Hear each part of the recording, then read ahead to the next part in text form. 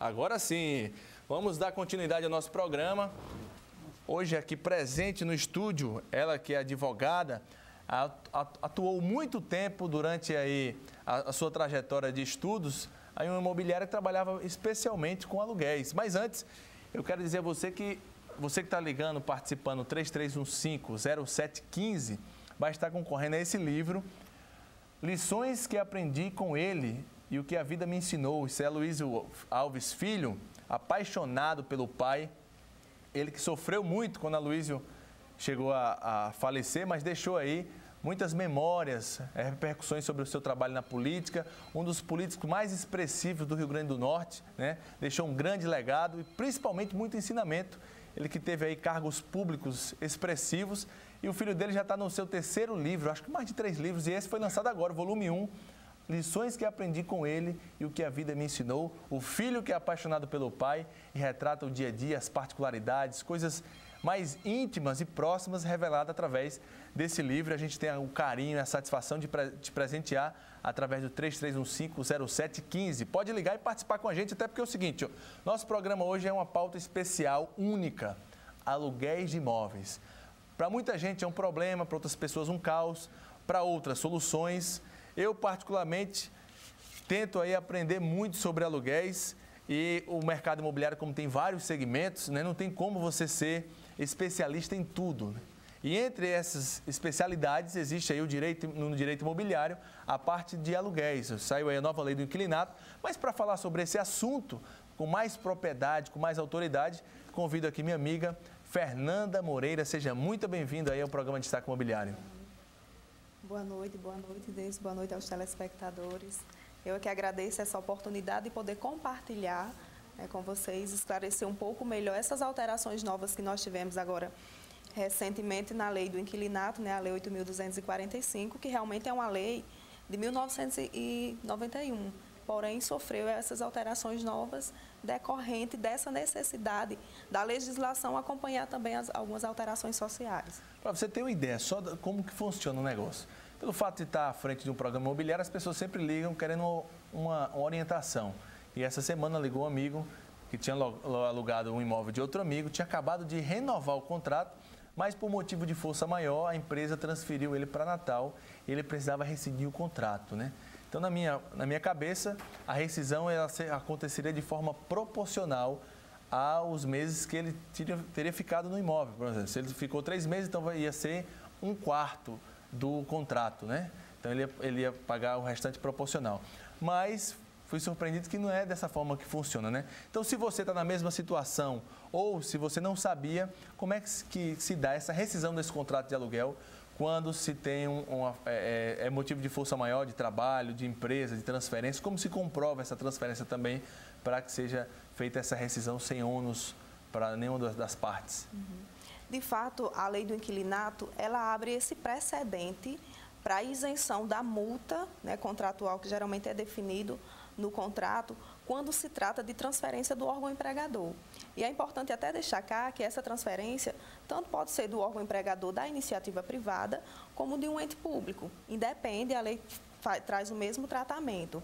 Então, existindo essa condição, é necessário apenas que o locatário traga a comunicação do seu órgão empregador para a imobiliária de que foi feito essa necessidade de transferi-lo. A lei exige que ele faça uma comunicação prévia de 30 dias para que ele fique isento dessa multa contratual. Porque não sendo nessa condição, o que é que ocorre? Os contratos de locação, ele pode ser estabelecido por um prazo determinado ou mesmo por um prazo indeterminado. E a legislação realmente prevê que no caso de uma rescisão de um contrato a prazo determinado, a cobrança da multa que esteja pactuada no contrato, né, e ela é paga de forma proporcional ao tempo que deixou de ser cumprido. Né, a prazo indeterminado, é necessário apenas que haja uma comunicação prévia de no mínimo 30 dias. Então, lembrando que esse precedente da questão de transferência do órgão empregador, independe de que modalidade de contrato tenha sido firmado, ele apenas precisa comunicar com 30 dias de antecedência essa necessidade. Prazo determinado, a multa é de acordo proporcional com o que resta ainda do contrato. Exatamente, corretamente. Mas se for uma multa de transferência, ele não é isento dessa multa? Aí é justamente esse destaque. Independente do contrato a prazo determinado ou a prazo indeterminado, apenas para esclarecer as questões das multas, há esse precedente para que o locatário ele possa rescindir o contrato a qualquer época, avisando apenas com antecedência mínima de 30 dias, quando for decorrente de transferência do seu órgão empregador. Aí tem uma diferença muito grande, eu gostaria que você explicasse. As pessoas também chegam a me perguntar quando o contrato chega para ser renovado, e ele às vezes tem a renovação automática, a diferença da revisão e do reajuste.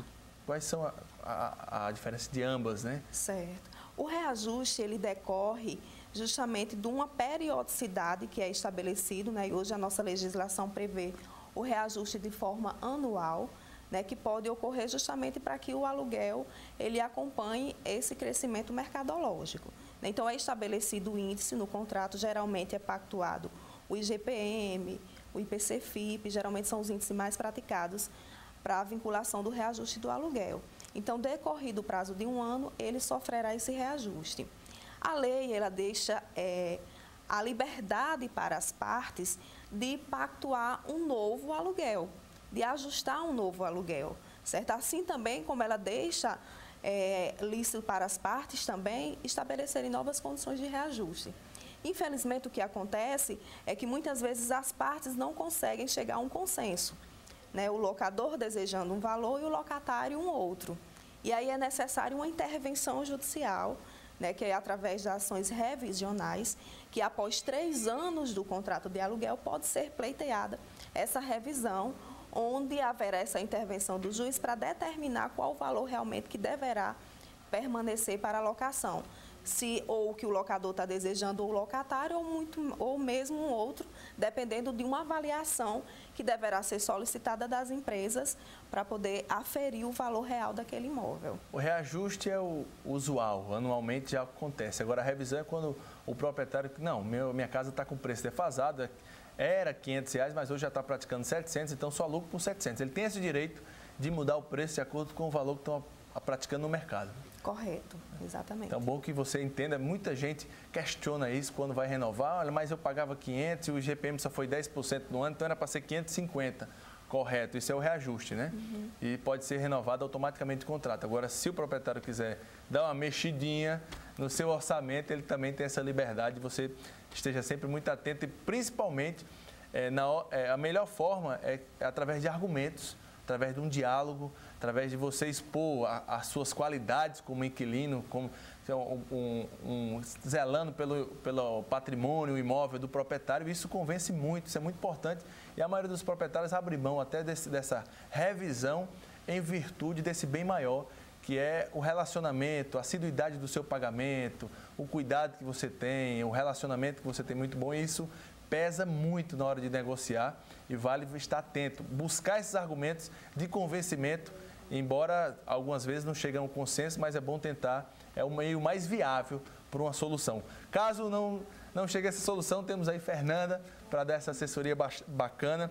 E um assunto interessante, Fernanda, é esse período de aluguéis temporários. Veraneio está passando, mas tem muitos contratos aí período de carnaval.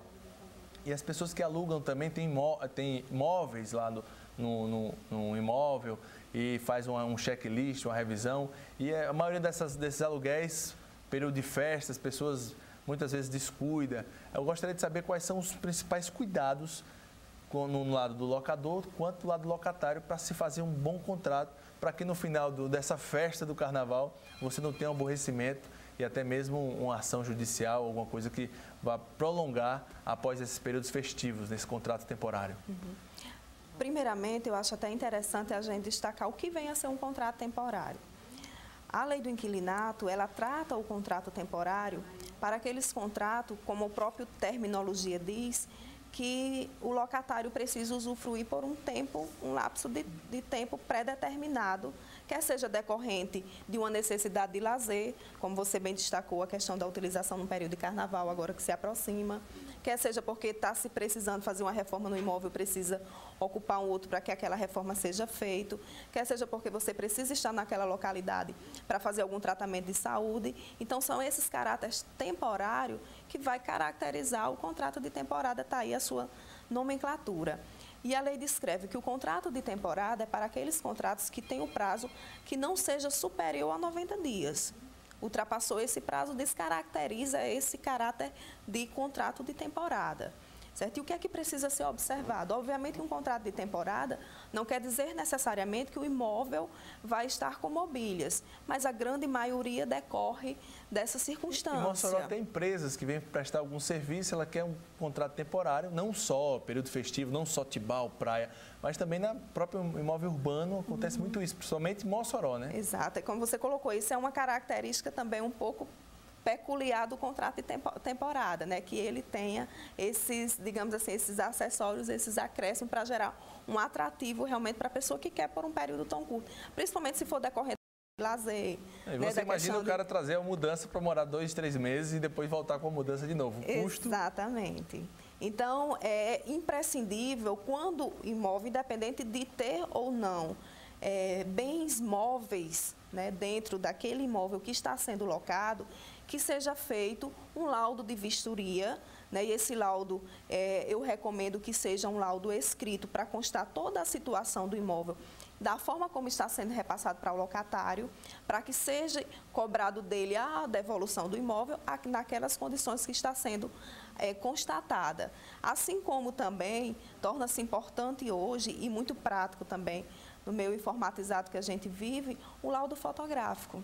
E é interessante fotografar os cômodos com os seus móveis também, para deixar de forma mais clara ainda, além do que está anotado, a situação de que está sendo locado esse imóvel, né? E é importante que o locatário assine esse documento para constar que realmente locador e locatário que está o imóvel naqueles termos, assim também como uma lista do inventário de todos os bens móveis que está sendo deixado consecutivamente com as suas condições. Colocar até os valores também? Não necessariamente, mas é imprescindível que conste quantitativo e qualidade, se possível até destacar marcas. Especificações, né? Que exatamente, o mais específico que puder ter, mais detalhado possível. Para quê? Para que quando for devolver esse imóvel, não haja nenhuma dúvida de como realmente ele foi entregue no início da locação. Tá joia. Olha, nós vamos num breve intervalo comercial, mas a gente vai continuar ainda com esse bate-papo, esse debate sobre aluguéis. E o nosso telefone é o 3315-0715. Esse livro poderá ser seu. Lições que aprendi com ele e o que a vida me ensinou. Muito interessantes, curiosos. As pessoas que gostam de política, as pessoas que gostam aí de Aloysio Alves. Aloysio Alves Filho, inspiradíssimo, transcreveu esse livro e trouxe para a gente presentear você, que é telespectador da TCM. 3315-0715, não sai daí, a gente volta rapidinho.